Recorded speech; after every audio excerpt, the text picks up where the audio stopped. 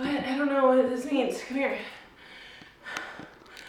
Hello cycling fans and hill haters. Today we, and with we I mean Jess, is doing a ramp test. She's done 6 weeks on TrainerRoad, skipping quite a few workouts, but we are confident that only like 5 or so. First things first, we have to have the right playlist.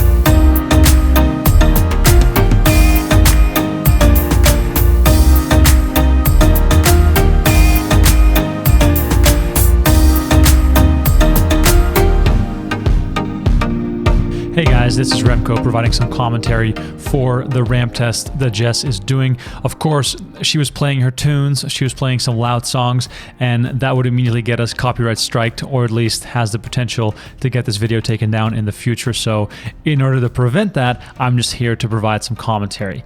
As an aside, she has finished her warm-up, as you guys could see in some of the earlier footage, and now she is full on the ramp. You can see the staircase at the bottom right corner of the screen. Her heart rate also trending up to 168 right now, and her cadence holding steady around 90-91. So the ramp test is basically a short warm-up into a system that has you do 1 minute or power increases in 1 minute increments until you can no longer pedal. You can see some instructions on the screen, which is obviously very useful. Jess and I have both been using TrainerRoad and really loving it over the last couple of weeks. And the ramp test is one of those things that you just have to do every couple of weeks in order to set the proper baseline for your training methods, for your training system and your routine. So this is one of those things that hurts a lot, and right now, I can tell you, with a 170 heart rate, she is really hurting. However, the good thing about this is that all your training plans are based off of the number that rolls out of this test. So this way you know that you're doing the right thing if you're training with power, if you're training with an app. So whether it's on Zwift or Sufferfest or on TrainerRoad like we are doing, at least, but keeping that baseline accurate, you are always doing the right thing when following a training program. If you're new to using power, if you've never used it before, and if you're wondering why should I do this, well, power is the fairest number when you are a cyclist. The wind influences your rides. Whether you have a lot of caffeine will influence your heart rate. Whether it's hot outside will influence your heart rate. So clearly, those things aren't great metrics, and speed is also one of those things that just doesn't really tell the whole story. Power does tell the whole story because it is directly the force that you're applying onto the pedals.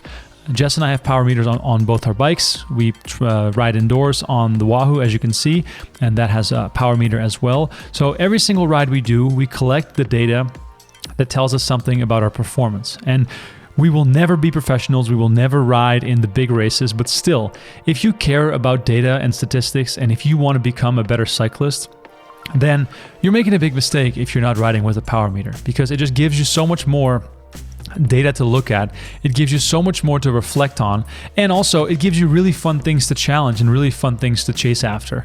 In the case of Jess, she's trying to increase her long-term power, so 5 minute plus all the way up to an hour. In my case, I've worked on every single sort of metric over the last year or so. I've brought up all my power levels because there's so much room to improve when you're just starting out. So in this case, as we see Jess talking a little bit, she's trying to probably motivate herself in that moment there. Heart rate up to 175, she's still going strong. But in Jess's case, she really wants to be better at these long endurance efforts. And we're talking like 5 minute plus, but all the way up to an hour. And the TrainerRoad program that we've been following is called Sweet Spot Base. And we did the mid volume for 6 weeks. Jess started at 199 FTP, and right now she's in the middle of a test, and I won't spoil the answer because you're about to see it in just a few minutes, but she's improved a lot. in a short span of time. And now she wants to do sweet spot base again, the second part of that program, for another 6 weeks, just to see how much more she can improve herself. And seeing that has motivated me so much, and I think we've been motivating each other by riding as much as we have and meeting so many amazing people in Las Vegas to ride with. It has just been, a real game changer for how crazy the year of 2020 has been. We've both dedicated ourselves to cycling as far as the sport and the fitness that we choose to do. And as you can see, it's the perfect sport to really dig deep and make yourself suffer in ways that you've never thought possible before. Jess has this amazing quality of just completely going pedal to the metal and focusing on her performance. And I think that as she gets more experience outdoors, she'll be able to surprise herself on a very regular basis. Already so strong after just 10 months of riding, and now we're going into basically the second year, and we're just layering on top of that foundation that is only getting stronger. I think that sort of recaps and summarizes what we've been doing and what she is working on. And as you can see, she's getting closer and closer to the end. Her goal was to hit the 300 level on the ramp test. There's 50 seconds left for her to get to that 300 level, and you can see the suffering in her eyes. You can see that her cadence is slowly going down. She was at 90 earlier. Now she's getting close to 80. You can see that she's gripping the handlebars a little bit tighter than before, and the shoulders are starting to wiggle back and forth. Her whole body moves a lot more as we get closer and closer to the end, gritting her teeth, trying to wonder, should I stand or should I sit? What should I do? How am I going to make myself push through the 300 level? She has only 20 seconds left. And she's asking me right now, can I stand? And there she goes. She's standing on the pedals, trying to make it to that 300 level because she knows what that number means. She knows that's one of the thresholds that she wanted to hit on this test today. And, as the clock counts down, she's staring at the number and she's staring at the level and making sure that she gets to the 300 level. And at this point, you can see somewhat relief in her eyes as she goes into that 300 level, which is what she wanted to hit. And now, look, now the mental fatigue is also kicking in because that was the line that she was going for. That was what she was trying to achieve, and her cadence drops down even further, which makes it so much harder to keep the pedals turning.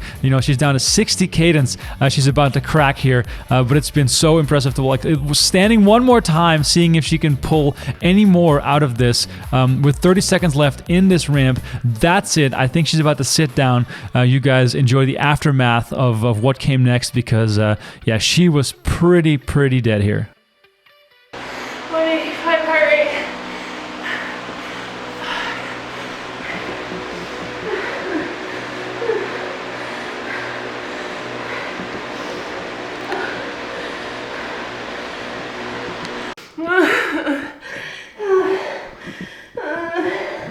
I feel like I'm gonna die. Oh my god.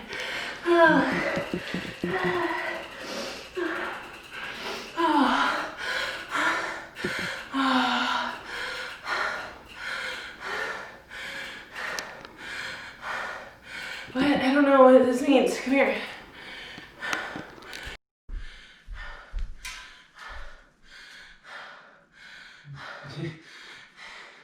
I got 224? Yeah. Yes. That's amazing. Are you joking?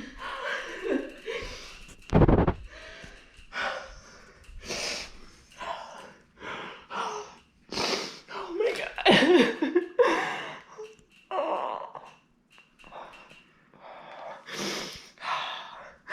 Oh, I can't breathe. Take deep breaths. Come on. Through your nose. I'm too happy to breathe. You're too happy? It was a happy cry. I didn't think I was gonna get that high. I thought there was no way I was gonna get past 210, and I got 224.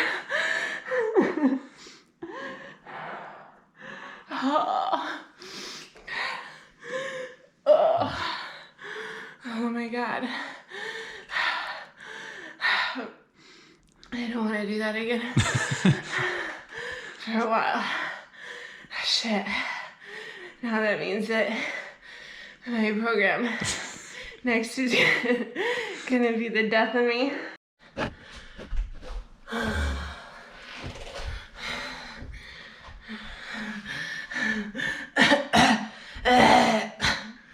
Oh, am I supposed to be talking? No, I'm just waiting for you to calm down a little bit. Oh, okay.